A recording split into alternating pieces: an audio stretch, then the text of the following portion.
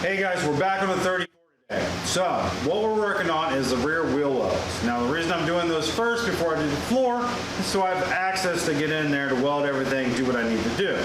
So, we've got the car up on the lift we made, so I can get in there and work. So what we're going to start off with is making the next piece. Now as these pieces come around the wheel well, I don't have a brake big enough to break a huge piece. So we're going to be doing it in sections. When the two pieces come together, we want to flange the next piece to go up and over. The reason is so if we ever go low enough that the tire's dragging, there's not a lip for that tire to grab and rip that wheel well out. So we're going to use the bead ruler, put a flange on to slide each piece in, and we'll take and mark it, cut it to length, tack it in. So let me show you where we left off. Okay, this is the last piece we did before we stopped. And it stops right here. Now this has all been tacked in all the way back through the trunk pieces. So our next piece is going to come here to about here. We're going to make this flange so it tucks behind here, and then we can actually trace and cut this piece to shape and tack it in. So I've gone ahead and cut a piece 15 inches wide.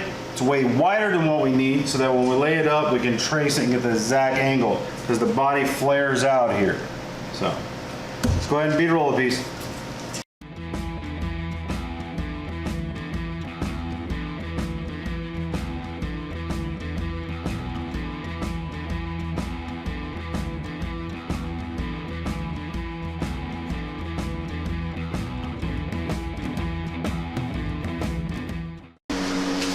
Alright, we're having this a little different than I normally do. Normally I would get the panel in, lower the car down on the tire, mark the panel, cut it, put it in. Because of where the seam is, there's no way to get anything in there to anchor the panel other than welding it. I can't mark the line unless the panel's anchored in place, or else it could slip and everything's off. So on this one we're going to do it different. I'm going to tack it in place, go ahead and tack it around, take a cutoff wheel, slice it right on the car. So sometimes you got to improvise when you just can't get tools in there.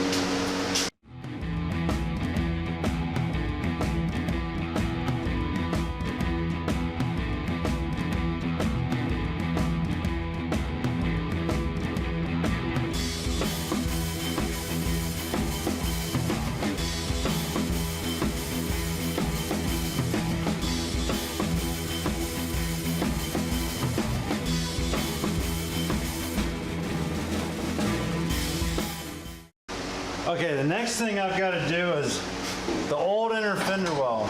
Okay, I just kind of chopped it out earlier. Now we're going to go in. I've laid off a 2-inch line on here. We're going to cut it out. That way we have a nice clean line to work with.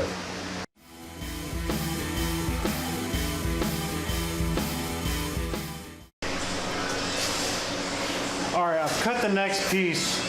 Go in. Now this ended up being an angle, it's just the way it came out. I've got the flange on it. Now this one I can get to, so I'm going to shove this one in, put a self-tapper in it to hold it in place while I mark it.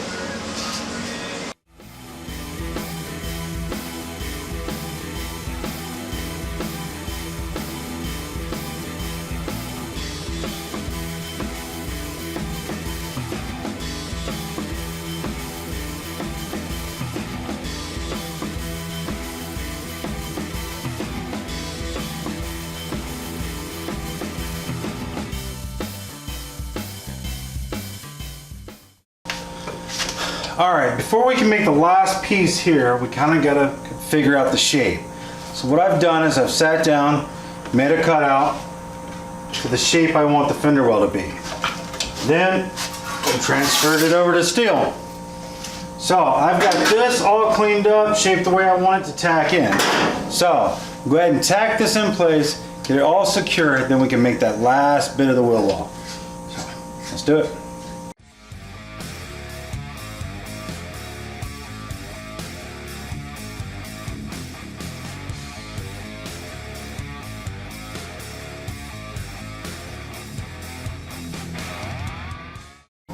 Now we get the last piece of the puzzle. I've gone ahead and made this. I've done the same flange as all the others, so when it goes in, it'll be nice and smooth, nothing for the tire to catch on. If the tire gets out there and catches it, something's gone wrong, but still, that's how we did everything else. We make it uniform.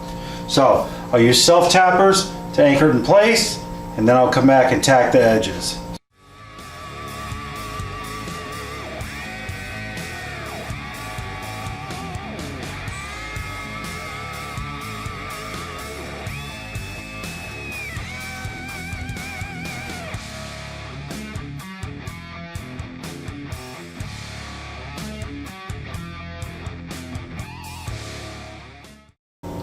Well guys, we've got the willow completely roughed in. Now it's just time for finish work.